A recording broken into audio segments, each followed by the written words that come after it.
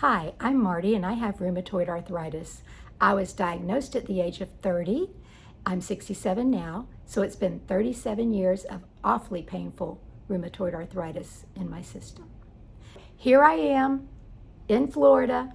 There's a hurricane a-coming, and we're in our timeshare, Central Florida, Atlantic coast. So we see the sunrise. The hurricane's on the west coast in the Gulf of Mexico. They see the sunset. They get the really hard hits of hurricanes. We don't get them as often on the Atlantic coast, Atlantic Ocean. I'm not too worried about it. We're going to stay here. I'll talk about it at the end of the video. And I'll show you the beach, how choppy it is, because it's usually pretty calm here. So I have rheumatoid arthritis. I also have rheumatoid vasculitis. They call it RA and RV. It's very painful. Vasculitis surfaces as little spots close to your fingernails. On me, I have rheumatoid nodules, and they tend to be attracted to those, so I'll get vasculitis spots on my nodules too. It hurts to have rheumatoid arthritis. Everybody knows that. It's a horrible arthritis to have. It's extremely painful. And it's tiring, because pain makes you tired. But it also hurts to have rheumatoid vasculitis, showing up as little brown dots on my fingers. Rheumatoid vasculitis is an inflammation of blood vessels. My blood vessels inflame. The fingers get itchy and painful. It feels like my fingertips are going to just pop. They feel so swollen, but they don't look swollen. Maybe a little when it happens. But since I've been taking Rituximab since March of 2024, March of this year, since I've been taking Rituximab, I have not had rheumatoid arthritis or rheumatoid vasculitis once it started kicking in at about 8 weeks post first infusion. So I had my first 2 infusions in March 5th and March 19th. And my second 2 infusions, always scheduled 6 months later, were on September 5th and September 19th. So with each infusion, I did get hives. The first 2 infusions, I got the hives on the front part of my body, on my chest, neck, and around my mouth. It was controlled with dexamethasone, a corticosteroid, and with the second infusion, my doctor added in, maybe it was the third infusion. I think it was just, I don't remember. But there was either the second or third infusion, my rheumatologist suggested to add Solumedrol, another corticosteroid. So with infusion number 4, I was pre-medicated this time. I arrived at 8 a.m. when they opened. Before, they had me coming at 9, so I was happy to get there earlier, because with infusion number 3, I wasn't able to complete it because time ran out. They close at 4. So I started at 8, signed me in, got my little wristband on, waited. They called me back at 8:30 and started my IV. I was super happy they were able to start my IV in my forearm. It's uncomfortable initially to get stuck there, and it's a little harder for the nurse to find the vein, because I have itty-bitty veins, but I could bend my elbow, which was awesome. So I loved that, if you can love an IV. So they started the pre-medication of 65 milligrams of Solumedrol, 25 milligrams of Benadryl, both in the IV with saline solution, and 2 325 milligram Tylenols orally, by mouth. Once that had cleared in, it took about 45 minutes. Then they started the Rituximab drip at 60.4 milliliters a half an hour. That's the speed that the drip goes in. And typically they raise it by 50 or 60 milliliters every half hour until they hit a max of 300 and something, 321 I think it is. So this day, because dose number 3 did not go so well, I wasn't able to complete it, and I left a third bag of liquid gold hanging there, worried that it wasn't going to work because I didn't get all of my medicine. So this time we started low and slow, 60.4 milliliters, went up to 120 in a half hour, and we were going to stay there all day. But about an hour into the 120, I had a reaction. They had to stop it. The doctor there gave me dexamethasone. I'd already gotten the Benadryl within the 3 or 4 hour time, so I couldn't have more of that. But he gave me dexamethasone. We waited for that to kick in. The hives quit. And they started me back at 60.4 milliliters an hour per half hour for the first half hour. It was 45 minutes to an hour after they had to stop it to administer the steroids, the corticosteroids. Well, they started it back. The doctor's watching his watch and thinking, she's not going to finish this at this low rate, especially after that long stop. So I went up to 120, and he's like, she's doing good. She's had those 2 doses on board of us corticosteroids. Let's go ahead and kick her up to 180. She'll be fine. It's like, yeah, I'll be fine. Let's get all this medicine in me. So he put it up, and about an hour into 180 milliliters an hour, I started itching. And when you start getting hives as a response to something, it usually starts in your warm places.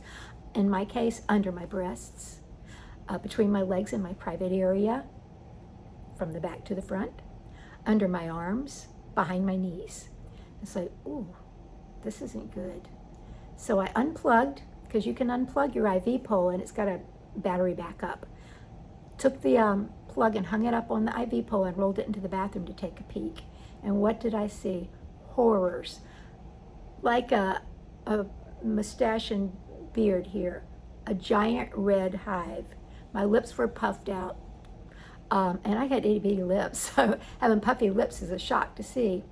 My tongue didn't feel swollen, my throat didn't feel weird, my where I usually get hives on my neck and my décolleté and torso weren't affected, but I lifted up my shirt and looked at my back and under my arms here, right here under my arms, on both arms were polka dots, and my back was starting to get hives. So I opened the door, said, I need a nurse. So a nurse came flying in. She took one look at my face and said, holy cow. Started pulling my clothes off. She wanted to look where my underpants were. She wanted to look everywhere, and that's fine with me. I don't want to have hives. I want her to see what's going on so we can fix this. So I was a disaster. She reached up, turned off the Rituximab and said, you can't have this anymore. What? So we got dressed. She got me dressed back, took me to my seat. The doctor was standing there with the dexamethasone. The nurse shot it in a little too fast for me, and I could feel it. Instead of putting it way up on the tube where they usually do in one of the inserts up there, she put it about a foot from where the IV was. There was another little attachment there where it split. Within seconds, my head was on fire. My scalp was itching so bad I couldn't stop scratching. I was losing my mind. It's like, nurse, there's something terribly wrong. So it turns out that if you get dexamethasone too fast, it causes your scalp to itch. And it wasn't just my scalps. My palms were itching. My everything was itching. So every underside of me, palms, arms, back of legs, bottoms of feet were hives. The dexamethasone worked after it drove me crazy for a second. It probably was 10 seconds of misery. But the doctor came by and said, yeah, sorry, if you get it too fast, that happens. It's like, okay. So it stopped the hives again. And he told me I couldn't have it again. Because with each new infusion that I've gotten worse. I ran the risk of anaphylactic shock, and they do not intubate at this IV clinic, at this cancer clinic. They don't do intubation. So they'd have to call 911 and wait for them if my throat started to swell up, and that would be terrifying, wouldn't it? So he stopped it, and it was 1:30, 2:30, something like that. My rheumatologist actually mentors this doctor. So they know each other very well, and they decided that if I'm allowed to have it again, if my insurance covers it, for me to go to the hospital to get it as an inpatient. So they checked me into the hospital, into a room, and start the IV low and slow all day long, all night long, until it was all in me. Keeping an eye on me with heart monitors and breathing monitors to make sure that I didn't go into anaphylactic shock, and if I did, they had all the equipment they needed nearby. That's a possibility, but chances are really huge that Medicare is not going to approve for me to go into a hospital as an inpatient to get an IV. So my rheumatologist said he has some other things in mind. It's like, okay, but I love this medicine. How can I not love this medicine when it makes me so normal? The first time in 37 years that I have been without rheumatoid arthritis pain. I've only had rheumatoid vasculitis for not quite a year. It's painful. The first time in my vasculitis life with RV that I haven't had it on my fingers. I don't have it on big places, just my fingertips, subcutaneous fingertips. But it can get worse and it can affect your organs. It can go in your brain. It can go in your heart, your lungs. If your veins are inflaming in your fingers, where else are they inflaming? We don't know because I don't have the spots to show. But this medicine corrects it. This medicine corrects rheumatoid arthritis. For me, maybe not for you, but for me, it's been heaven sent. I went home afterwards and thought about some medicine from talking to the rheumatologist at the Infusion Center. Thought about a medicine that I was meant to get about 10 or 15 years ago when I lived in Central Florida, and my rheumatologist had suggested I get some IVIG infusion. It's they take your blood out, split the plasma out, throw it away, and use a bunch of people's plasma, and it corrects whatever triggers the rheumatoid arthritis. That's what I remember him telling me about it. And it's an immunoglobulin infusion. Well, I'm reading a book. It's just a coincidence that I picked this book up in the free pile at a restaurant last week. And it's called, can you see it? Yeah, there we go. Brain on Fire by Savannah Callahan. This book is a true story about this girl. She was 24 and something bad happened to her brains. At first they thought she had schizophrenia, and then they thought she had a brain infection or a brain inflammation. Well, I've only read this much so far, and I've got this to go, so I don't know what the outcome is. But reading this book, it's the wildest thing, because in the book it talks about an experimental immunotherapy. And in the experimental immunotherapy, it's the IVIG treatment. Now, it's not experimental for people with rheumatoid arthritis. People with rheumatoid arthritis are approved by the U.S. Food and Drug Administration to take this. Well, listen to this and you'll see what my train of thought is. So I thought about the IVIG treatment after I was told I may be denied future Rituximab. Just a crossing thought. Then I pick up this book, A Fluke. In it, they talk about it. And here's what they say. It's approved by the U.S. Food and Drug Administration to treat problems relating to transplants, leukemia. Rituximab is a leukemia medicine, and some other things. But it was considered experimental for her brain problem. I think it was approved for rheumatoid arthritis, and maybe they pulled the approval and then redid it, but maybe that's why I didn't get it. I don't know. But I remember being a little disappointed and a little relieved because it kind of creeped me out. They were going to take out my blood and put it back in. But this is a long time ago. I was 55, I think. It says one type of white blood cell, the B cell, can also morph into plasma cells that create antibodies. Under normal conditions, each antibody fits exactly to only one pathogen with the purpose of blocking the spread of infection or either disabling that specific kind of pathogen or flagging it for destruction. But autoantibodies, which everyone has in healthy doses, can sometimes transform into the most malicious type of biological shadow boxer if they begin to attach to and destroy the healthy host tissue, like the brain, or in our case, rheumatoid arthritis, like healthy tissue, lubricating tissue, organs, joints. An IVIG infusion introduces, it's IVIG, it's all caps, introduces fresh, healthy antibodies to fuse with those bad rogue antibodies created by a sick person's immune system, helping to neutralize them and render the autoantibodies harmless. So this infusion takes care of the B cells. which Rituximab gets rid of the B cells. B cells are produced in your bones. So maybe this will do the same thing Rituximab has done for me. I don't know. I'm going to ask my rheumatologist about it. I'll give him the book. So that was interesting. So that's what's happening with me. I may or may not be able to continue Rituximab, very sadly. So the last 2 doses I received, I left 1/3 of a bag behind. That means that I have had a total in September of 1 1/3 bags of Rituximab. Will it keep me healthy until March? I don't know. If it doesn't, does my rheumatologist have something up his sleeve? Sure hope so.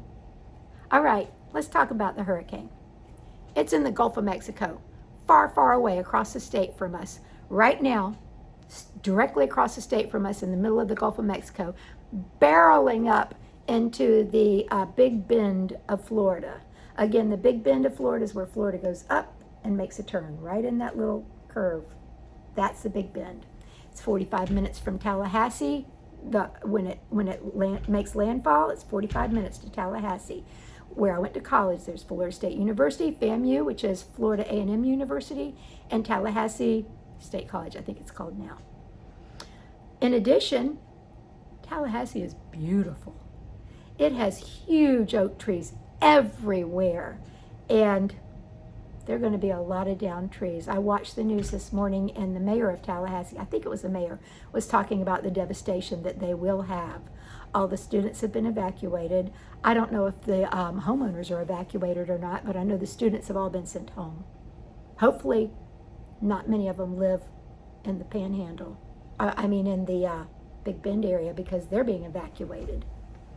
Low-lying areas right now in the St. Petersburg area, right across the state from us, are already starting to flood because of the rain bands that are coming from around that hurricane.